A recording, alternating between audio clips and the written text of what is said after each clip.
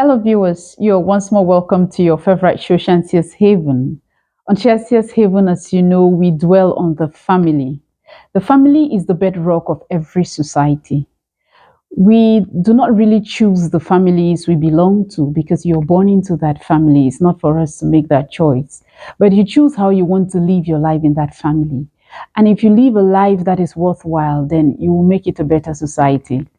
Even from the very beginning, when God created the world, he saw that he had to start with a family. If God, who is all powerful and almighty, decided to start off with a family, Adam and Eve, it means there is some value he has for the family. Dear parent, dear guardian, I hope the journey is moving on smoothly. Even if it's not very smooth like you want it to be, just keep hanging in there. And before you know it, God will grant you the grace, give you the wisdom and everything you need in order to go forward with the family and make it a better society in the future.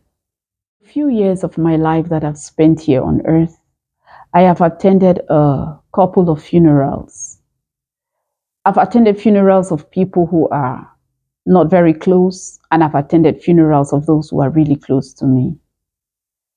All of these funerals didn't leave me the same. They've always kept me thinking. They've always kept me wondering, what is life? What's the essence of life? What's the essence of beating yourself every day? Morning you get up, you're working hard, and then before you know it, you drop dead. Sometimes people don't even know when they are going to die. Other times they see death and they can't use money to buy life. Death is looking at all of us sooner or later. One by one, we shall all go back, dust unto dust. But while we are alive, let us think of how we want to live this life, especially as parents and especially as guardians. During funerals, I remember when I was young and one of my relatives died, and they said, we need a eulogy from you. I didn't know what eulogy meant then. So I had to go to the dictionary. I didn't want to ask anybody. I went to the dictionary and I had to read, and I saw what they meant by eulogy. It's like a tribute, right?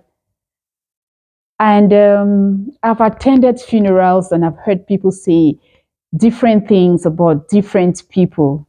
But what I am most concerned about today on Shantia's Haven, our concern is eulogies from children to parents. As a parent and as a guardian, when finally you go, I know that it is a blessing for a child to bury their parents and not the other way around. So let's say one day, at a good old age and a good time, you close your eyes and say bye bye to this world.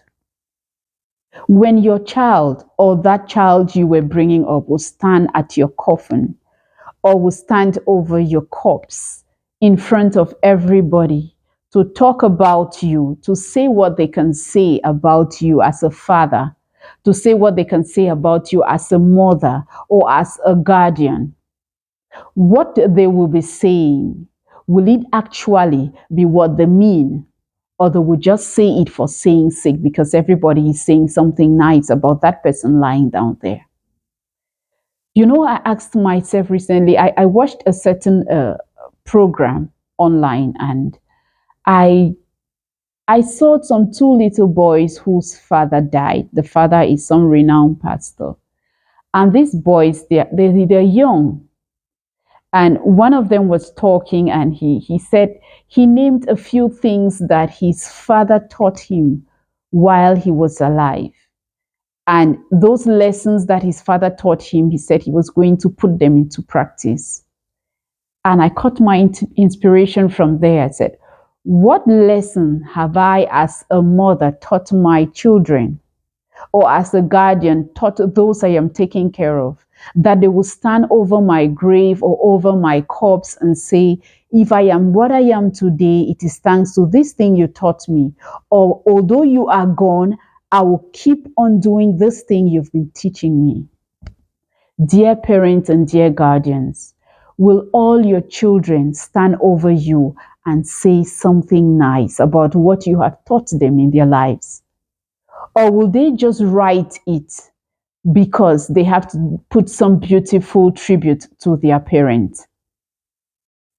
If you think they will say otherwise, something not nice and something you didn't earn, maybe you want to start making amends now. What are these few lessons that you have taught to your child that this child can go by? Just count yourself 5 lessons that I've taught my child, that wherever this child finds his or herself, the child would say, I learned this from my parent or from my guardian. If you don't have any lesson that has been implanted in the life of your child, maybe you want to start doing that now. Some parents have more than one child. Of all the children you have, do you pay attention to one and neglect the other? Maybe you want to teach every child that lesson that you know it's good for them and important for their lives. So they be the ones to make the decision whether they will follow those your lessons or they will not follow them. At some point, I just asked myself, is eulogy really important? Because I like to view some people's status sometimes, or I like to go on social media once in a while to read. And anything that has to do with family, I'm attracted to it. So there are some people, I will read some things about them and I ask, is this true? Is this for real? Then sometimes I will ask myself this question. On Shantia 7 is just about the family. It's not only about the parents.